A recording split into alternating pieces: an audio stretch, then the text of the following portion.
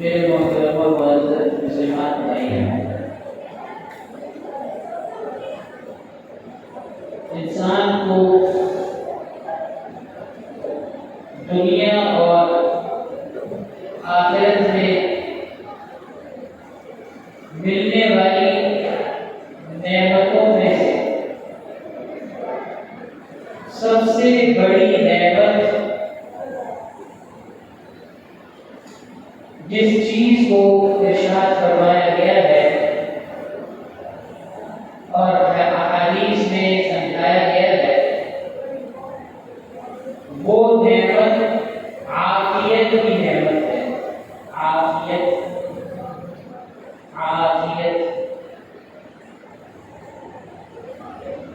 عافیت کی نعمت کا مفہوم کیا ہے؟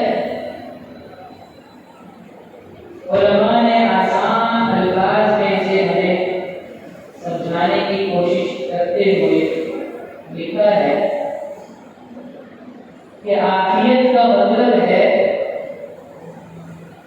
ظاہری اور باطنی، آنکھوں سے دکھنے والی اور آنکھوں سے نہ دکھنے والی جتنی بھی ناپسندیدہ چیزیں ہیں، ناپسندیدہ کیفیتیں ہیں، ناپسندیدہ حالات ہیں، ان ناپسندیدہ چیزوں سے انسان محفوظ ہو جائے، یہ ہے عافیت۔ یہ ساری نعمتوں کا حاوی نعمت ہے، ساری نعمتوں کو نعمت بنانے والی نعمت ہے۔ عافیت ہو تو نعمت نعمت رہتی ہے، عافیت نہ ہو تو نعمت زحمت بن جاتی ہے۔ عافیت ہو تو مصیبت میں بھی انسان کو دلی سکون عطا ہوتا ہے، بڑی سے بڑی آزمائش بھی انسان سہ لیتا ہے، عافیت کی نعمت اگر اسے عطا ہو۔ اور عافیت کی نعمت نہ ہو تو چوٹی کے کاٹنے سے بھی انسان بچ جاؤ گا۔ یہ ہے عافیت کی نعمت۔ ایک اور بہت بڑے عالم ہیں، حکیم الامت مولانا اشرف علی تھانوی رحمہ اللہ، کا نام آپ نے سنا ہوگا۔ ان کے خلیفہ تھے ڈاکٹر عبدالحی عارفی۔ انہوں نے اور آسان الفاظ میں عافیت کی نعمت کو سمجھایا ہے۔ وہ فرماتے ہیں کہ عافیت کا مطلب ہے دل و دماغ کا سکون۔ انسان کو دل اور دماغ کا سکون مل جائے، یہ کافی۔ یہی وجہ ہے کہ احادیث میں رسول اللہ صلی اللہ علیہ وسلم نے بارہا تاکید کی ہے کہ عافیت مانگو، عافیت مانگو۔ دنیا میں بھی عافیت مانگو، آخرت میں بھی عافیت مانگو۔ میں نے عرض کیا کہ عافیت تمام نعمتوں پر حاوی نعمت ہے۔ عافیت نعمتوں کا پروٹیکشن ہے، حفاظت ہے، نعمت کو نعمت برقرار رکھنے والی چیز ہے۔ اگر عافیت نہ ہو تو نعمت زحمت بن جاتی ہے۔ حضرت عباس رضی اللہ تعالیٰ عنہ رسول اللہ صلی اللہ علیہ وسلم کے بڑے محبوب چچا ہیں۔ ہجرت سے پہلے مکہ میں رہتے ہوئے بھی اور ہجرت کے بعد مدینہ تشریف لانے کے بعد بھی رسول اللہ صلی اللہ علیہ وسلم کا بڑا ساتھ دیا۔ حضرت عباس رضی اللہ تعالیٰ عنہ نے رسول اللہ صلی اللہ علیہ وسلم سے پوچھا کہ اللہ کے رسول علمنی شیئا اسأل اللہ عز وجل، اے اللہ کے رسول مجھے ایسی چیز سمجھا دیجیے، ایسی چیز سکھا دیجیے، ایسی چیز بتا دیجیے کہ میں اللہ سے وہ مانگتا رہوں۔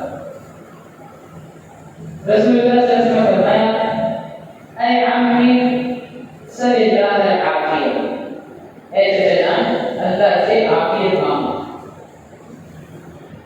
حضرت عباس فرماتے ہیں فمکثت ایاما، کچھ دن میں یہ دعا مانگتا تھا، ٹھہرا رہا مانگتا رہا، یہ دعا میرے زبان پر جاری رہی۔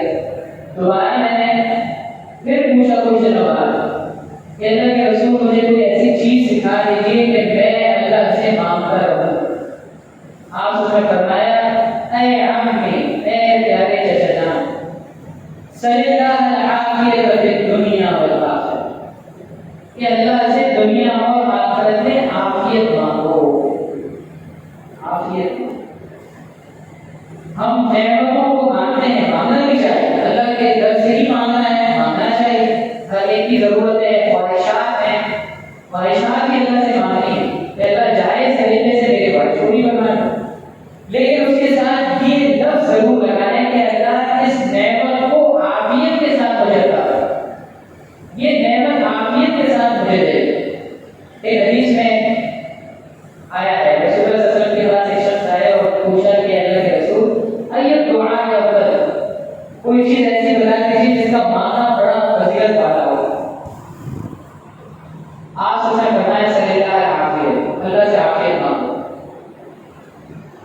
وہ صحابی فرماتے ہیں کہ کچھ دنوں بعد دوبارہ میں نے اللہ کے رسول سے عرض کیا، اللہ کے رسول کو اس چیز ارشاد فرما دیجیے اللہ سے مانگنے کے لیے۔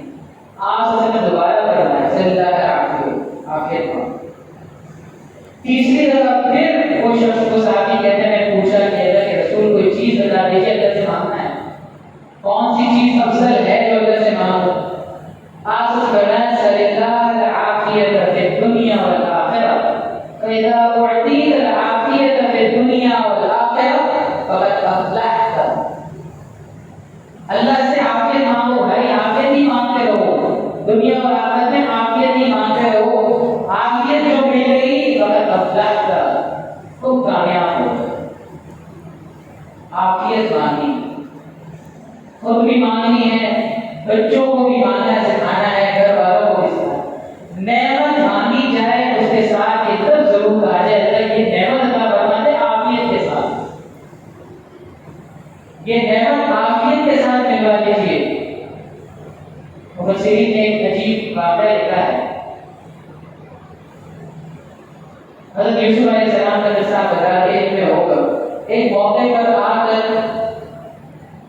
خواتین نے جو عورتیں تھیں انہیں مجبور کیا کہ یہ ہماری جو آپ سے طلب ہے خواہش ہے وہ پورا کیجیے ورنہ آپ کو جیل بھیجا دیں۔ تو قرآن کریم میں حضرت یوسف علیہ السلام کی جو دعا آئے ہوئی ہے، یوسف علیہ السلام نے اللہ سے مانگا اے اللہ رب السجن احب الی مما یدعوننی الیہ، اے اللہ مجھے جو غلط کاری کی طرف بلا رہی ہیں، برے کام کی دعوت دے رہی ہیں، اس سے اچھا تو مجھے جیل جانا پسند ہے، اس سے اچھا تو یہ ہے کہ میں جیل چلا جاؤں۔ ہم بھی بسا اوقات اپنی غلط فہمی میں ناواقفیت میں مانگتے ہیں اللہ اس بڑی مصیبت سے چھوٹی مصیبت میں ڈال دیں، ہم اپنی نافہمی میں کبھی دوبارہ غلطی کر جاتے ہیں۔ حضرت یوسف علیہ السلام نے جب یہ دعا مانگی اور وہ اللہ کے تکمیلیات میں انبیاء کے ساتھ اللہ کا ایک خاص معاملہ ہوتا ہے، جیل میں انہیں بھیج دیا گیا۔ جیل میں جانے کے بعد انہیں فرشتے کی طرف سے یہ آواز سنائی گئی کہ اے یوسف یہ جیل آپ نے ہی مانگی تھی، لو قلت العافیت احب الی لعوفیت، اگر آپ جیل کے بجائے عافیت مانگ لیتے تو اس جیل سے بھی آتے تھے۔ تو اللہ سے ہر وقت ہم دم ہر دم اللہ سے عافیت اللہ عافیت عطا کرنا۔ ایک بزرگ کے بارے میں تو ہر وقت کہا کرتے اللہ عافیت عطا کرنا، اللہ عافیت عطا کرنا۔ تو انہیں ایک طرف کے مرید نے شاگرد نے پوچھا کہ آپ یہ جب بھی آپ سے کسی دعا کا کہا جائے آپ اپنے کے جب بھی مانگتے ہیں تو آپ کہتے ہیں اللہ عافیت دے دے، یہ کیا وجہ ہے، اس کی کیا راز ہے؟ آپ اس نعمت کے مانگنے کے بجائے عافیت مانگتے ہیں۔ تو انہوں نے کہا کہ اس کی بہت بڑی وجہ ہے، اس کے پیچھے ایک پس منظر ہے، وہ یہ ہے کہ میں پچھلے زمانے میں مزدوری کا کام کیا کرتا تھا، بار برداری کا کام کیا کرتا تھا۔ تو ایک دن ایسا ہوا کہ میں بڑا بھاری بوجھ آٹے کا اٹھا کر کسی کے لیے مزدوری کر رہا تھا۔ اس موقع پر مجھے بڑی شدید تکلیف ہوئی، مشقت ہوئی۔ میں نے اللہ سے مانگا کہ اللہ مجھے تو بغیر پریشانی کے تو 2 روٹیاں کھلا دے، اللہ بغیر مشقت کے بغیر اس جسمانی تکلیف کے تعب کے 2 روٹیاں مجھے مل جائیں بس میرے لیے کافی ہیں۔ اتنی مشقت اٹھا کر کے روزی کما رہا ہوں، 2 روٹیاں ملوا دے بس اور مشقت نہ ہو۔ فرماتے ہیں کہ ایک یہ دعا میں مانگ رہا تھا، ایک دن ایسا ہوا کہ میں نے بازار میں دیکھا 2 آدمی لڑ رہے ہیں، میں گیا اور ان کی صلح کروانے کے لیے کہ میں انہیں چھڑواؤں کہ وہ لڑائی نہ کریں۔ اتنے میں ایک شخص نے اٹھا کر پتھر مارا دوسرے پر، وہ پتھر میرے سر آ کر لگ گیا، میرے سر سے خون بہنے لگا۔ سپاہی جب آئے ان کی لڑائی چھڑوانے کے لیے اور ان کو دور کرنے کے لیے اور معاملے کو سمجھانے کے لیے، دیکھا میرے سر سے بھی خون بہ رہا ہے، یہ بھی ملبے سے ہے، یہ بھی لگتا ہے کہ اس لڑائی میں ملبے سے مجھے بھی پکڑ کر جیل میں ڈال دیا۔ اب وہاں مجھے بغیر کسی مشقت کے بغیر کسی جسمانی تکلیف کے صبح شام 2 روٹیاں مل رہی، مانگا تھا وہ مل رہا تھا. 2 روٹیاں مجھے مل رہی تھی بغیر کسی مشقت کے، بغیر کسی تکلیف کے. جو نعمت ہے اور آپ کی اپنی سمجھ سے اللہ سے مانگتے ہیں یہ نعمت مجھے عطا فرما دیں. ہمیں معلوم نہیں ہے کہ ہم جس نعمت کو نعمت سمجھ رہے ہیں، خدا نہ خاصہ اس نعمت کے پیچھے کوئی ایسی زحمت چھپی ہوئی ہو کہ اس نعمت کے مل جانے کے بعد ہم بجائے خوش ہونے کے واقعہ کریں. تو 2 روٹیاں تو مجھے مل گئی لیکن آزادی چھین لی، جیل میں پڑا رہے. تب وہاں مجھے اللہ کی طرف سے یہ دل میں بات ڈالی گئی کہ میں نے 2 روٹیاں ہی مانگی تھیں، اگر میں عافیت مانگتا، مجھے یہ بات سکھائے گی سمجھائے گی کہ اگر عافیت مانگتا کہ اللہ عافیت عطا فرما دے، تو میں اس آزمائش میں پڑے بغیر بھی اپنی 2 روٹیوں کا رزق حاصل کر لوں. اس کے بعد سے میں نے یہ عادت بنا لی کہ میں اللہ سے عافیت مانگنے لگا، اللہ عافیت عطا فرما دے. اور پھر کچھ عرصے بعد مجھے رہائی ملی اور میں جیل سے باہر آیا. اور پھر میں نے اپنے معمول بنا لیا ہے کہ میں اللہ سے عافیت ہی مانگتا ہوں. بھائی نعمت ہمیں جو نعمت نظر آ رہی ہے وہ نعمت ہے بھی یا نہیں ہے یہ ہمیں معلوم ہے. اس لیے ہر وقت ہم اللہ سے عافیت مانگیں. جو نعمت ہم اپنے لیے نعمت سمجھ رہے ہیں، جس چیز کی خواہش ہے، اس خواہش کے ساتھ اللہ سے مانگے اللہ یہ خواہش بھی پوری کرنا دے اور ساتھ عافیت والی ہو، عافیت کے ساتھ یہ خواہش پوری ہو جائے.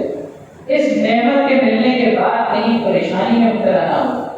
یہ خود بھی مانگنے کی عادت ڈالی ہے، بچوں کو بھی یہ سکھایا جائے اور گھر والوں کو بھی سکھایا. اور اللہ سے نعمت کے مانگنے میں یہاں یہ نقطہ لکھا ہے حدیث میں، مشکات شریف کی شرح ہے اردو شرح، اس میں جو شارح نے نقطہ یہ لکھا ہے کہ عافیت مانگنا اس وجہ سے ہمیں سکھایا گیا ہے کہ ہم اللہ سے اپنی خواہش کے مانگنے میں ضد نہ کریں. ایسا یہی چاہیے بھائی، پتہ نہیں کہ عافیت ہے اس میں نہیں، اللہ سے مانگنے میں ضد نہ کی جائے. مال مانگنا منع نہیں ہے، ایسا حلال روزی عطا کرنا، حرام سے بچا، خوب عطا کرنا، خزانے کے خزانے عطا کرنا، لیکن عافیت کے ساتھ عطا کرنا. میں اور آپ اپنی زندگی میں کھلی آنکھوں سے دیکھتے ہیں کہ مال و دولت کی فراوانی کے باوجود عافیت نہیں ہوتی تو کھانے کی میز سجی ہوئی ہوتی ہے لیکن کھانے سے محروم ہوتی ہے. تو اللہ تعالیٰ ہر نعمت عافیت کے ساتھ عطا کرنا ہے. اللہ تعالیٰ ہر پریشانی، ہر مصیبت سے محفوظ کرنا ہے اور مجھے اور آپ کو عافیت نصیب کرنا ہے. آپ کو دعوانا